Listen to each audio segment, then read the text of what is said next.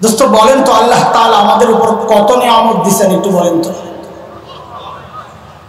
বলেন, কথা বলেন। আপনারা যত কথা বলবেন তাড়াতাড়ি শেষ করা যাবে আমার। কত? কুরআন আল কারীমের দুই জায়গা, সূরাতুন নাহল, সূরা ইব্রাহিম, দুই জায়গায় আল্লাহ তাআলা কথাটা বলেছেন। আল্লাহ বলেন, وَإِن تَعُدُّوا نِعْمَةَ اللَّهِ لَا تُحْصُوهَا إِنَّ الْإِنسَانَ لَظَلُومٌ كَفَّارٌ।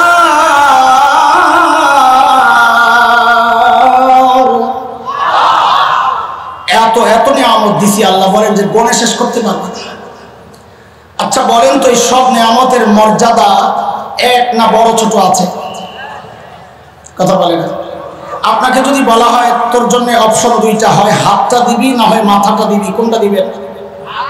তার মানে আপনার কাছেও মাথা আর হাতের মূল্য এক না। তার মানে নিয়ামত বড় ছোট আছে। আল্লাহর দেওয়া বড় নিয়ামত কোনগুলা? মুফাসসিরিন কুরআন আল কারীম থেকে এটা বোঝার জন্য কিছু মূলনীতি বের করেছেন। বড় নিয়ামত কোনগুলা? এর মধ্যে একটা মূলনীতি এমন, যেই সমস্ত নিয়ামত বর্ণনার ক্ষেত্রে আল্লাহ শব্দ মান ব্যবহার করেছে, আমি অনুগ্রহ করেছি, বুঝতে হবে ওই নিয়ামতগুলো আল্লাহর দেওয়া একটা বড় নিয়ামত। যেমন সূরা হুজুরাতের শেষ আয়াতের আগের আয়াত, আল্লাহ বলছে, ইয়ামুন্নুনা আলাইকা আন আসলামু قل لا تمنوا علي إسلامكم بل الله يمن عليكم أن هداكم للإيمان إن كنتم صادقين। আল্লাহ বলেন, বান্দা আমি যে তোমাকে ঈমানের নিয়ামত দিছি, এটা আমার পক্ষ থেকে তোমার জন্য একটা বড় নিয়ামত। আরেকটা বড় নিয়ামতের কথা আমি শুরুতে যে আয়াত পড়েছি, সূরা আলে ইমরান 164 আয়াত, সেখানে আল্লাহ বলেছেন যে আমি যে আমার শ্রেষ্ঠ রাসূলকে তোমাদের রাসূল বানায়া পাঠাইছি। লাকাদ মান্নাল্লাহু আলাল মুমিনিন, ও মুমিন, এটা আমার পক্ষ থেকে তোমাদের জন্য আরেকটা বড় নিয়ামত। কাজী রাসূলকে, সর্বশ্রেষ্ঠ রাসূলকে রাসূল হিসাবে পাওয়া, এটা আল্লাহর পক্ষ থেকে আমাদের জন্য আরেকটা বড় নিয়ামত, আলহামদুলিল্লাহ। কিন্তু আসলেই কি আমরা রাসূল কত বড় নিয়ামত তা কি জানি, বুঝি? জিজ্ঞেস করলে সবাই তো বলবে হ্যাঁ জানি। যেহেতু সময় নাই, না হয় ধরতাম একটু, যে আমরা অনেকেই ফেসে যাব যে জানি বললে, কারণ আমার চলা, আমার গতি, আমার চিন্তা, আমার চেতনা, আমার ভাব, এগুলোতে মনে হয় না আমি আমার রাসূলকে চিনি।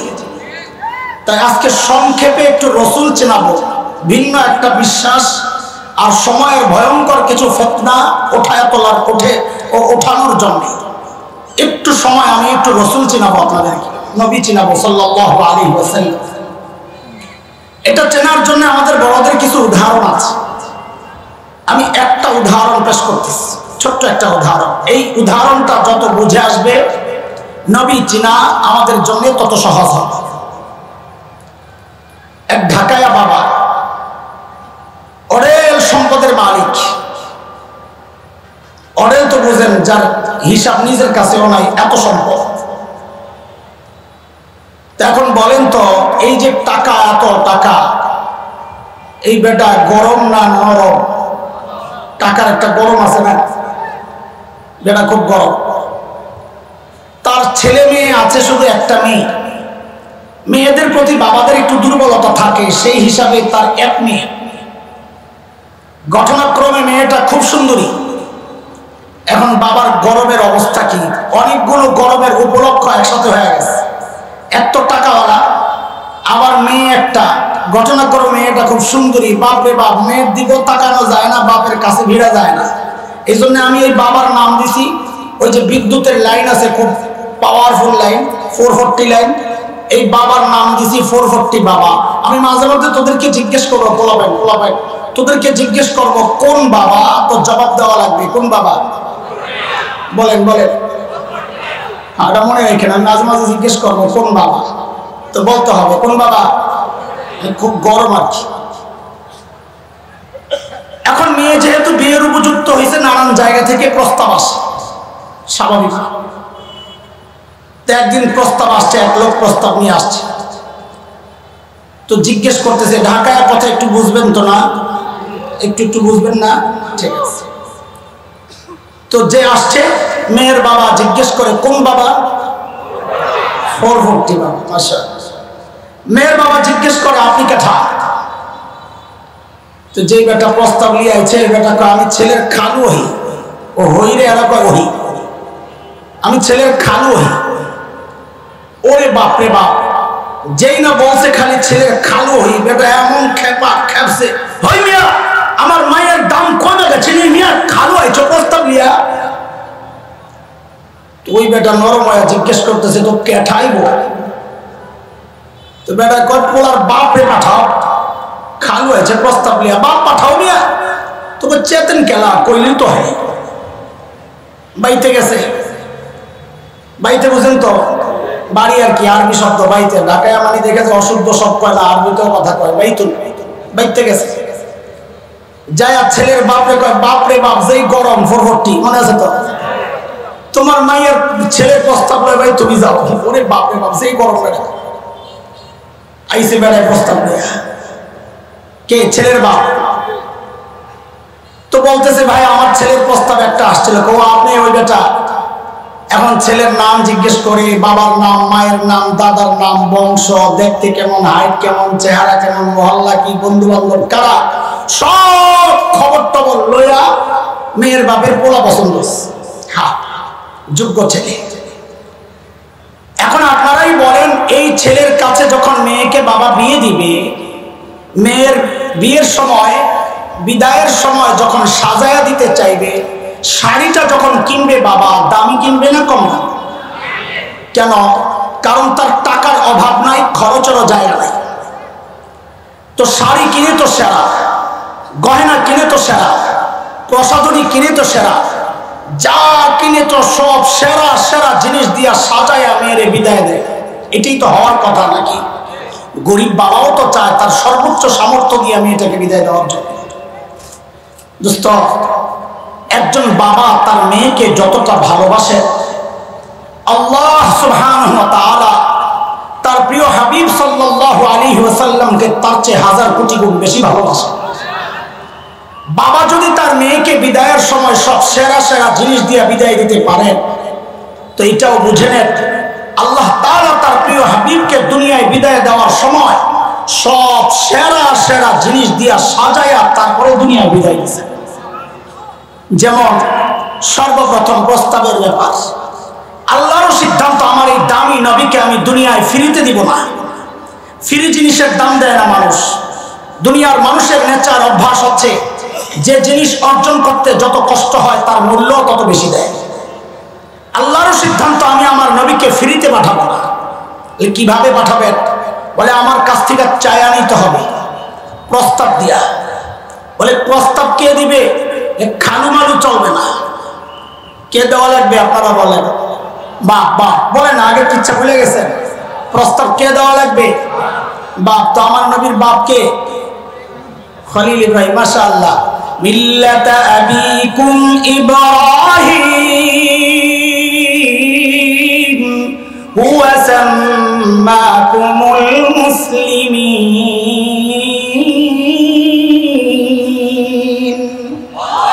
খলিল ইব্রাহিম যখন বাইতুল্লাহ বানান, আল্লাহ খলিলের দিলের মধ্যে ওই কথা ঢেলে দিয়েছেন, খলিল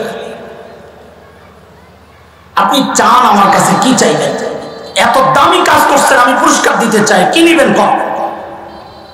খলিল চিন্তা করছেন, সারা জিন্দেগি চায়া চায়া পাইলাম জমজমওয়ালা। কারেক্ট। ইসমাইল আলাইহিস সালাম বলেন, সারা জিন্দেগি চায়া চায়া পাইলাম জমজমওয়ালা। এবার সুযোগ যেহেতু পাইছি, এইবার আর ছোট বড় কাউরে চাইবো না, এইবার সর্বোচ্চ সবচেয়ে সেরাটাই চাইবো। খলিল এইবার চায়া বসছেন আল্লাহর কাছে কাউসারওয়ালা। দেখেন আমার কথাগুলো আমি যদিও ঘুরে ঘুরে আসছি, আসলে সব কথাটাই কোরআনের কথা। আমার তরিকায় এটা ঘুরে আইসা এরপরে কোরআনের আয়াত ফিট করা। তো খলিল হাত উঠাইছেন কি, রব্বানা ওয়াবাস ফীহিম রাসূলান মিনহুম ইয়াতলু আলাইহিম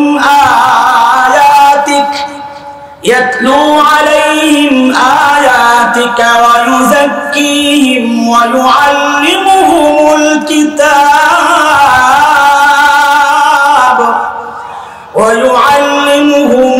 কিতাব ওয়াল হিকমাহ।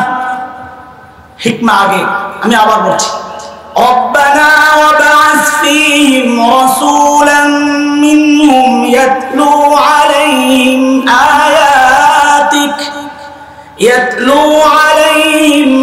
আয়াতিকা ওয়া ইউআল্লিমুহুমুল কিতাবা ওয়াল হিকমাতা ওয়া ইউযাক্কিহিম ইন্নাকা আনতাল আজিজুল হাকীম।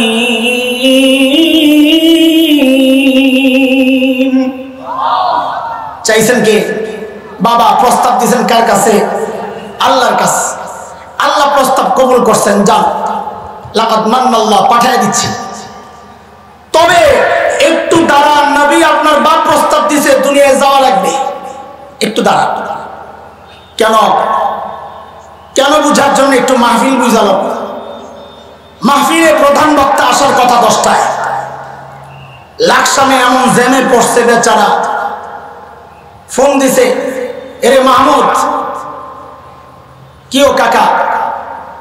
কইরে কাকু আমার তো আইতা একটু সময় লাগে, আগের বক্তারে একটু চালায় নিতে। আগের বক্তারে টাইম দেওয়া ছিল 10টা, বেচারা বয়ান ফিনিশিং দিয়ে দিছে, 10টায় শেষ। এর মধ্যে স্লিপ আসছে, হুজুর 10 মিনিট চালায় নেন। যত বড় বক্তা হোক, ফিনিশিং দিয়ে দিলে যদি কয় আরেকটু চালায় নেন, মেজাজটা খারাপ হয়ে যায়। ফিনিশিং শেষ তো, এখন কথাবার্তা সবে সব এলোমেলো। ডিজিটাল পাবলিক এটাও বুঝে যে কথার এখন লাইনে নাই, এলোমেলো কথা চলছে। তখন পাবলিকের মধ্যে শ্রেণী হয় 3টা। কয়টা? এক শ্রেণী চুপচাপ বসে থাকে যে জায়গা খালি করবো না। আরেক শ্রেণী বুড়া মানুষ একটু অজু স্তেঞ্জায় যায়। আরেক শ্রেণী আছে দূরে যায় শয়তানের লেনজা টানে, আসেনি? মাহফিলটা একটু এলোমেলো হয়ে যায়। এর মধ্যে প্রধান বক্তা সোনাইমুড়ি চৌরাস্তায় ফোন দিয়েছে, কাকু আয়া বসছি। হায়, বক্তা এলে যে কলিজায় পানি আসে আয়োজকদের। দৌড়ায় আসছে, একটা স্লোগান দেওয়া লাগবে যেন এলোমেলো মাহফিল আবার জমে যায়। তো স্লোগান কে দিবে? সবচেয়ে ভালো আদব বক্তা যিনি, তিনি একটা স্লোগান দিলে ভালো। না বক্তারে থামায়া স্লোগান দেওয়া, এটা কোরআন হাদিসের বেইজ্জতি, কারণ তিনি কোরআন হাদিসের কথা বলতেছেন। তো বক্তা স্লোগান লাগাইছে কি, লিল্লাহি তাকবীর আল্লাহু আকবার। প্রধান বক্তার আগমন, শুভেচ্ছা, স্বাগত।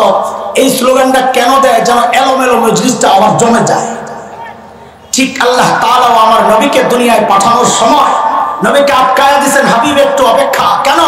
বলে আপনি আজকের প্রধান বক্তা, আপনি দুনিয়ার প্রধান অতিথি, আপনি যে দুনিয়ায় যাবেন, মজলিস একটু এলোমেলো, আমি একটা স্লোগান দেওয়া এলোই মজলিস জমানোর জন্য।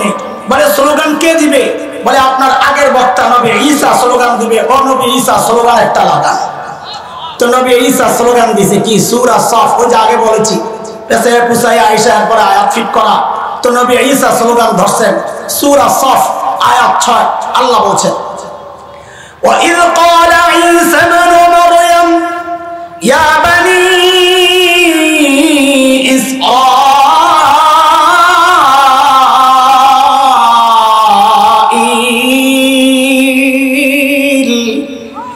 إِنِّي رَسُولُ اللَّهِ إِلَيْكُمْ مُصَدِّقًا لِمَا بَيْنَ يَدَيَّ مِنَ التَّوْرَاةِ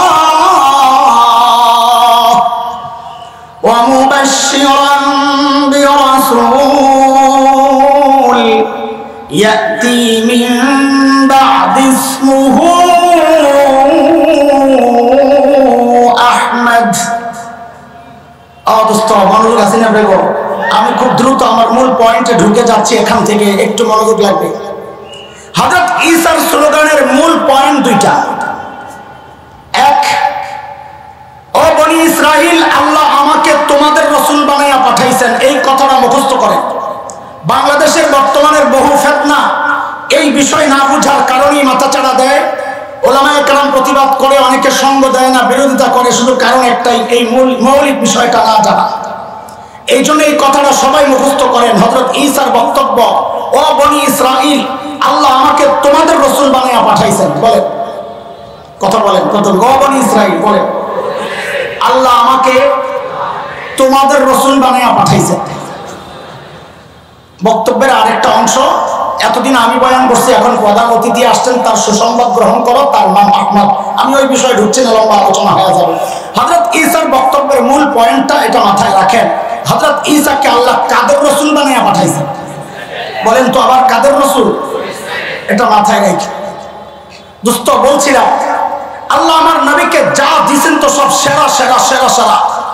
কিতাব দিয়েছেন তো সেরা, হ্যাঁ, দিন দিছেন তো সেরা, আখলাক দিছেন তো খুলুক আযীম সেরা। আরে বন্ধু দিছেন তো আবু বকরের মতো সেরা বন্ধু। দাঁত দিছেন তো সেরা, ঠোঁট দিছেন তো সেরা, চোখ দিছেন তো সেরা, কালার দিছেন তো সেরা, চুল দিছেন তো সেরা, হাসি দিছেন তো সেরা। আরে যা দিছেন সব সেরা। এমনকি ঘাম দিছেন, ঘাম ওইটাও সেরা। কেন? আমার আপনার ঘামের দুর্গন্ধে ধারে কাছে কেউ বসতে পারে না। আমার নবীর ঘাম সাহাবায়ে কেরাম সংগ্রহ করতেন। কেন? এই মজলিসের মধ্যে লাগায়া দিলে পুরা মজলিস সুঘ্রাণে মৌমৌ করত। যা দিছেন তো সব সেরা। কিন্তু একটা প্রশ্ন ওঠাই, এই প্রশ্নের জবাব আমাদের আলোচনার মূল পয়েন্ট। এখন শুধু প্রশ্ন আসবে, জবাব আসবে, প্রশ্ন আসবে, জবাব আসবে, এইভাবেই বয়ান শেষ হয়ে যাবে খুব তাড়াতাড়ি ইনশাআল্লাহ। প্রশ্নটা হচ্ছে, বলেন তো, ওই যে বাবা, কোন বাবা? ওর ভর্তি বাবা, এই জন্য মনে রাখতে গেছিলাম। ওই বাবা তার মেয়েকে কি এমন ছেলের কাছে বিয়ে দিবে যেই ছেলের বাড়ি ঘর নাই? কথা বল, দিবে? আরে আপনিও তো দিবেন না। কেউ চায় না নিজের মেয়েকে এমন জায়গায় দিতে যেই ছেলের বাড়ি ঘর নাই। অথচ আল্লাহ না আমার নবীকে সব সেরা সেরা জিনিস দিয়ে সাজায় পাঠাইছে। কাহা কই? আল্লাহ তো নবীকে দুনিয়ার সেরা সুন্দর জায়গা সুইজারল্যান্ডে পাঠাইলেন না। আল্লাহ তো নবীকে দুনিয়ার সেরা সুন্দর জায়গা, যাকে ভূস্বর্গ বলা হয়, দুনিয়ার জান্নাত, কাশ্মীরে পাঠাইলেন না। পাঠাইলেন কোথায়? খলিল ইব্রাহিমের জবানে, ওয়াদিন গায়রি যি যারা, জাজিরাতুল আরব যার পরিচয় খলিল দিচ্ছে, ওয়াদিন গায়রি যি যারা, বৃক্ষলতাহীন জলশূন্য বালুকাময় জায়গা, খাবার নাই, পানি নাই, ফল নাই, ফসল নাই, গাছগাছালি নাই, মরুভূমি আর পাথর, এমন অনুর্বর অস্বাস্থ্যকর জায়গায় আল্লাহ আমার নবীকে কেন পাঠাইলেন? সুন্দর জায়গায় কেন পাঠাইলেন না? প্রশ্ন জাগে কি জাগে না? জাগে। তো এইবার বলেন, আল্লাহ আমার নবীকে পাঠাইছেন জাজিরাতুল আরবে। কোথায়? এই শব্দটা বলেন। আমি বারবার জিজ্ঞেস করবো, আপনারা বলবেন, কিন্তু পরে আবার শব্দ পাল্টাবো, তখন ওইটা বলবেন। বলেন, আল্লাহ আমার নবীকে কই পাঠাইছেন? সবাই বলেন। জাজিরাতুল আরব চিনেন? সৌদি আরব, আরব আমিরাত, কাতার, কুয়েত, বাহরাইন মিলে যে ভূখণ্ডটা, এটাকে বলে জাজিরাতুল আরব। জাজিরাতুল আরবে কেন পাঠাইছেন? এটা বোঝার জন্য কিছু সূক্ষ্ম কথা বুঝেন, চেইন কথা, একটার সাথে আরেকটা যুক্ত। একটা মিস করলে পরে একটা বুঝবেন না, এই জন্য মনোযোগ দরকার। অদস্ত বিশ্ব মানচিত্র খোলেন, জাজিরাতুল আরবের ভৌগোলিক অবস্থানটা দেখেন। দেখবেন তিন দিকে পানি, একদিকে ভূমির সাথে লাগা, তিন দিকে পানি।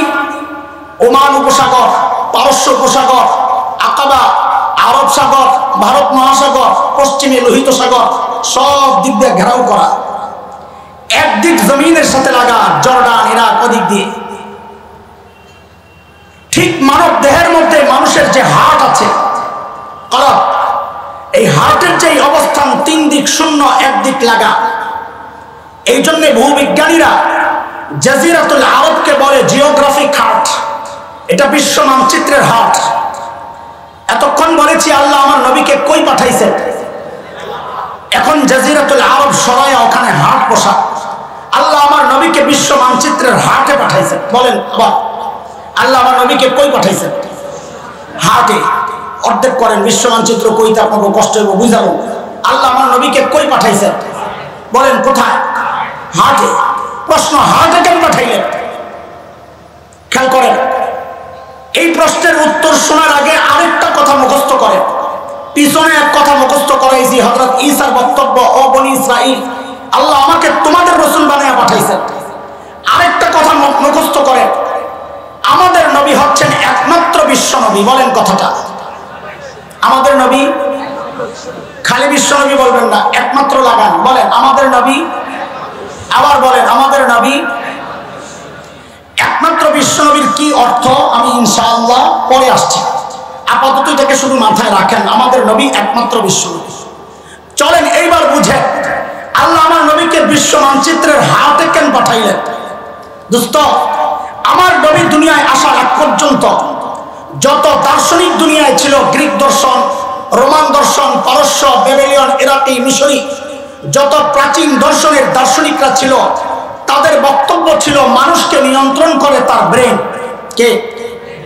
সর্বপ্রথম সারা দুনিয়ার দার্শনিকদের বিরুদ্ধে দাঁড়ায়া আমার উম্মি নবী সাল্লাল্লাহু আলাইহি ওয়াসাল্লাম ঘোষণা দিলেন, না, মানুষকে তার ব্রেন নিয়ন্ত্রণ করে না, মানুষকে নিয়ন্ত্রণ করে তার হার্ট। বুখারী মুসলিমের বর্ণনা, আলা ওয়া ইন্না হযরত নুমান ইবনে বাশীর রাদিয়াল্লাহু আনহু বর্ণনা করেন, আলা ওয়া ইন্না ফিল জাসাদি মুদগাহ ইযা সালাহাত সালাহাল জাসাদু কুল্লুহু ওয়া ইযা ফাসাদাত ফাসাদাল জাসাদু কুল্লুহু আলা ওয়া হিয়াল কলব। সোজা কথা, হাত ঠিক তো বডি ঠিক, হাত নষ্ট তো বডি নষ্ট। আমার নবী বলেন মানুষকে নিয়ন্ত্রণ করে তার হার্ট। এবার বুঝে আল্লাহ আমার নবীকে হার্টে কেন পাঠাইছেন? আমার নবী যেন কি একমাত্র বিশ্ব নবী। বলেন আমার নবী যেন কি? আল্লাহ যেন আমার নবীকে হার্টে পাঠায়া বলছেন, হাবিব, যেহেতু আপনি একমাত্র বিশ্ব নবী, সারা দুনিয়ায় দিন আপনার জিম্মা, কিন্তু এই অল্প সময় একসাথে সারা দুনিয়ায় দিন প্রচার করা আপনার জন্য কঠিন হয়ে যাবে, কষ্ট হবে।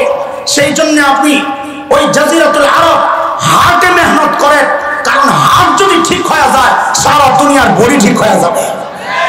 এর এক চরম বাস্তবতা হচ্ছে আজকের জাজিরাতুল আরব, ওই আরব বিশ্ব, ওই দুনিয়ার হার্টে পচন ধরেছে। আরব শাসকদের ঈমান আমল আকীদায় পচন ধরেছে। এর ফলাফল সারা দুনিয়ার মুসলমানদের ঈমান আকীদায় পচন ধরেছে। আমি চ্যালেঞ্জ করে বলছি, এখনো যদি ওই হাত ঠিক হয়ে যায়, জাজিরাতুল আরবের শাসকরা ঠিক হয়ে যায়, ইসরায়েলকে সারা দুনিয়ার কুফার মুসলমানদের কাছে মুসলমানদেরকে মানতে বাধ্য। কথা বলতে হাতের সমস্যা তো বডিতে সমস্যা। দুইটা ছোট্ট উদাহরণ এই বিষয়টা বোঝানোর জন্য। ধরেন এটা একটা পুকুর, পুকুরের ঠিক মাঝখানে আপনি ঢিল ছুঁড়েছেন, ঢেউটা সমান তালে চারদিকে ছড়াবে, তাই না?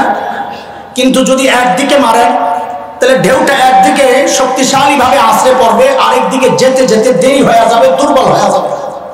আমার নবী যেহেতু একমাত্র বিশ্ব নবী, এই জন্য আল্লাহ সারা দুনিয়ার মাঝখানে হাতে পাঠাইছেন। কেন? যেন হেদায়েতের নূর সমান তালে চারদিকে ছড়ায় যায়। একটা ছোট্ট গল্প বলে আমি আমার মূল পয়েন্টে চলে যাব ইনশাআল্লাহ। একজন বড় মুফাসসির ছিলেন ঢাকায়, আব্দুল গফফার রাহমাতুল্লাহি আলাইহি। বড় রসিক মানুষ ছিলেন, কথা বলতেন খুব ইজি, আমাদের মতো এত ভুমবাং ছিল না, সাদা সিধা মানুষ ছিল, ভালো আমাদের আকাবিরদের একজন। মজার মজার গল্প শোনাইতেন। তো হযরত এক গল্প শোনাইছেন, আমি ওটাকে কাজে লাগাই। হযরত বলেন, আমরা ইন্ডিয়াতে গেছি এক আলেমদের কাফেলা, সব মৌলবী। সকালবেলা নাস্তা দিছে বড় প্লেটের মধ্যে, গরম টাটকা ধোয়া উঠতেছে এরকম শুকনা খিচুড়ি, মাঝখানে ফাঁক করে দিছে ঘি দিয়ে শুকনা খিচুড়ি, হেভি টেস্ট। মোকলাই রোনা ভাই যায় খাইও, মোকলা আসলে করছে, বলবেন কথা শুনলে আমার মন করে। হ্যাঁ, আল্লাহ শেষ, ঠিক আছে আল্লাহ। তাহলে কি সাবাত শুনে খেয়াল করে, হযরত চলে আসছেন, আমি জানি না, আমরা আগে বলতাম ছেড়ে দিতাম। আল্লাহ বলে আমার নবী ছিলেন একমাত্র। এবার একমাত্র বিশ্ব নবীর অর্থ পরে বুঝেন, একটু বলতেছি খুব সংক্ষেপ, 2-3 মিনিট। এই কথাগুলো আমি যেটা উঠাইতে চাইছিলাম, এই কথাটা এই সময় আমাদের জন্য বড় জরুরি ছিল, তাও একটু টাচ দিয়ে আমি চলে যাচ্ছি। যুবকরা ভালো করে খেয়াল করে, বাংলাদেশের আকাশের শকুনের আনাগোনা পরিলক্ষিত হচ্ছে। আপনাদের সচেতন সজাগ হওয়া দরকার। আর কতকাল ঘুমায়া থাকবেন? বিশেষ করে উত্তরবঙ্গ পার্বত্য অঞ্চল, খ্রিস্টান মিশনারিরা আমরা সবাই তো পড়ে আছি কাদিয়ানী নিয়ে। আমি বলছি খতমে নবুয়তের আরেকটা দিক, এটাও চিন্তা করা দরকার। আমাদের মুরব্বীরা আছেন, তাদের কানে আমরা দিয়ে যাচ্ছি, তারা জানেন, তারপরেও আমরা আমাদের কাজ করে যাচ্ছি। উত্তরবঙ্গ এবং পার্বত্য অঞ্চলে খ্রিস্টান মিশনারিরা একজন দুইজন নয়, হাজার জন নয়, লক্ষ লক্ষ মুসলমানকে খ্রিস্টান বানাচ্ছে। আমরা গত কয়েক বছর আগে উত্তরবঙ্গে গেলাম দাওয়াতি কাফেলা নিয়ে। খ্রিস্টান ভাই মুরতাদ হয়ে গেছে, ওকে ইসলামে ফেরত আনার জন্য। তখন পুলিশের কাছে রিপোর্ট গেছে আমাদের বিরুদ্ধে, পুলিশ আমাদেরকে ডাকায় বলে মারামারি করতে চান কেন? আমরা বলছি না, আমাদের দিনই ভাইকে ঘরে ফেরত নেওয়ার জন্য আসছে, সে মুরতাদ হয়ে গেছে। পুলিশ একটা প্রশ্ন করেছে যে হুজুর, আমরা মুসলমান, ইসলামের দাওয়াত সারা দুনিয়ায় চলে, তো খ্রিস্টানরা বাংলাদেশে ওদের ধর্মের প্রচার করলে সমস্যাটা কি? যার যার ধর্মের প্রচার সে করবে, সমস্যা কি? কথাটা কত সুন্দর না দোস্ত? তার চেয়ে সুন্দর সাপের মাথা। কিন্তু সব সুন্দর সুন্দর না, কিছু সুন্দরের ভিতরে বিষও থাকে। কথা ঠিক কিনা? যার যার ধর্মের প্রচার সে করবে, কথা তো সুন্দর, কিন্তু এই কথা একটা অবাস্তব। কেন না? যার যার ধর্মের সে প্রচার করতে পারে না। কেন পারে না? এটা বোঝার জন্যই বলছি, আমার নবী হচ্ছেন একমাত্র বিশ্ব নবী। একমাত্র বিশ্ব নবীর তিনটা অর্থ। যুবক আলেমরা একটু গোড়া থেকে বুঝো ভাই, ছোট্ট কথাটা ছোট্ট করে ফেলছি আমি। একমাত্র বিশ্ব নবীর অর্থ কয়টা? এক নম্বর অর্থ, আমার নবী দুনিয়ায় আসার আগ পর্যন্ত যত নবী দুনিয়ায় আসছে, সমস্ত নবীর টাইম ছিল নির্ধারিত। নির্ধারিত টাইম পর্যন্ত নবুয়ত, তারপরে শেষ। আমার নবী একমাত্র বিশ্ব নবী, তিনি খাতামুন নবিয়্যিন। তার টাইম কোনো নির্ধারিত না, তিনি সব সময়ের জন্য নবী। দুই নম্বর অর্থ, আমার নবীর আসার আগ পর্যন্ত আল্লাহ যত নবী দুনিয়ায় পাঠিয়েছেন, সমস্ত নবীর অঞ্চল, এরিয়া ছিল নির্ধারিত। প্রমাণ আজকের বিকৃত বাইবেল যা আছে ওদের কাছে, ওই বাইবেলে আছে হযরত ঈসা নিজে বলেছেন, আল্লাহ আমাকে ফিলিস্তিনের একটা নির্দিষ্ট অঞ্চল, আমরা ধরে নিলাম আজকের ইসরায়েল, সেই জায়গার নবুয়ত দিয়ে আল্লাহ আমাকে পাঠাইছেন। হযরত ঈসার কথা। আমার নবী একমাত্র বিশ্ব নবী যাকে আল্লাহ রাহমাতুল লিল আলামিন বলেছেন, তিনি নির্দিষ্ট কোনো ভূখণ্ডের নবী না, তিনি গোটা জাহানের নবী। তিন নম্বর অর্থ, একমাত্র বিশ্ব নবী। আমার নবী দুনিয়ায় আসার আগ পর্যন্ত আল্লাহ যত নবী দুনিয়ায় পাঠিয়েছেন, সমস্ত নবীর কওম আর সম্প্রদায় ছিল নির্ধারিত। নির্দিষ্ট সম্প্রদায়ের নবী তিনি। প্রমাণ কি?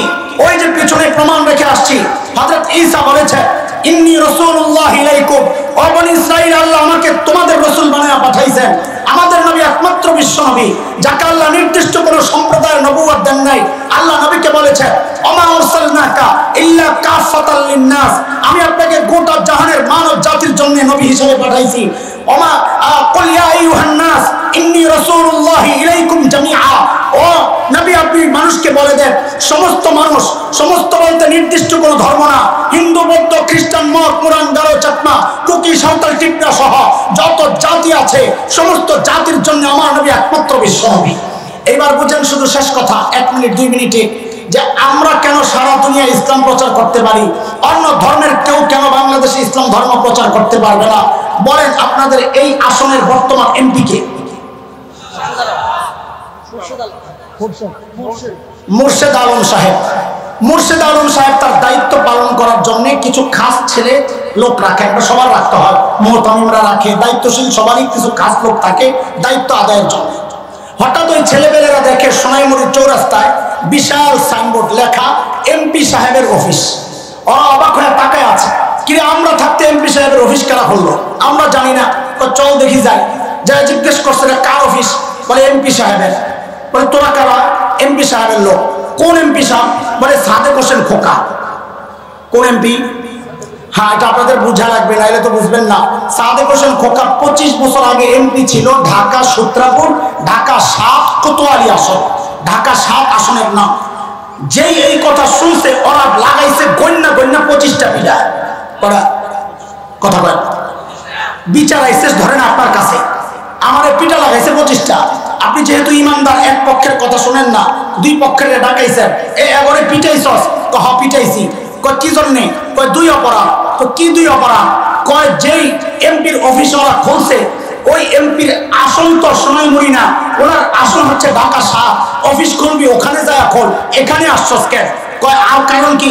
আরেকটা কারণ হলো যেই এমপির অফিস খুলছে ওই এমপির টার্ম শেষ হয়েছে 25 বছর আগে, এই জন্য গন্যা গন্যা 25টা পিঠা লাগাইছে। এইবার বুঝেন খ্রিস্টানরা কেন বাংলাদেশে ওদের ধর্মের প্রচার করতে পারবে না? দোস্ত, ওদের অপরাধ একটা না, দুইটা না, তিনটা অপরাধ। কেন? যেই নবী ঈসার ধর্মের প্রচার ওরা বাংলাদেশে করতে চাচ্ছে, ওই নবীর ঈসা এই আসল নবী ঈসার জন্য না, বাংলাদেশের নবুয়ত দিয়ে আল্লাহ নবী ঈসাকে পাঠান নাই। তিনি নিজে বলেছেন ফিলিস্তিনের একটা নির্দিষ্ট অঞ্চল, তোমরা যদি অফিস খুলতে হয় ইসরায়েলে যায় খোলো, বাংলাদেশে আসছো কোন কামের জন্য? 2 নম্বর অপরাধ, যেই নবী ঈসার ধর্মের প্রচার ওরা করছে, সেই নবী ঈসাকে আল্লাহ মুসলমানদের নবুয়ত দিয়ে পাঠান নাই। তিনি নিজে বলেছেন ইয়া বনি ইসরাইল ইন্নী রাসূলুল্লাহ ইলাইকুম, ও বনি ইসরাইল আল্লাহ আমাকে তোমাদের রাসূল বানায়া পাঠাইছেন। 2 নম্বর অপরাধ। 3 নম্বর অপরাধ হচ্ছে যেই নবী ঈসার ধর্মের প্রচার ওরা করছে, ওই নবীর ঈসার নবুয়তের টান শেষ হয়ে গেছে 1500 বছর আগে। এই জন্য ওদেরকে ধইরা কমপক্ষে 1500 পিঠা দেওয়া দরকার। কথা বলছে, আমরা পিঠা দিতে চাই না, আমরা শুধু জানায়া দিতে চাই। শেষ কথা, আমাদের পূর্বপুরুষের ইতিহাস ওদের জানা দরকার, ওদের ইতিহাস আমাদের জানা। আমাদের পূর্বপুরুষের ইতিহাস হচ্ছে ওলামায়ে দেওবন্দের রক্ত যখন এই জমিন স্পর্শ করেছিল, ব্রিটিশ লাল কুত্তারা পালাতে বাধ্য হয়েছিল। ওলামায়ে দেওবন্দের রক্ত আফগানিস্তানের জমিন যখন স্পর্শ করেছিল, রাশিয়ার শেখ বল্লুকেরা পালাতে বাধ্য হয়েছিল। আল্লাহর কসম, দিন রক্ষা, ঈমান রক্ষা যদি আরেকবার এই জমিন ওলামায়ে দেওবন্দের রক্ত স্পর্শ করে, আগে তো তারা পালাতে পেরেছিল, এইবার কিন্তু একটাকে পালাতে দেওয়া হবে না। আসসালামু আলাইকুম ওয়া রাহমাতুল্লাহ।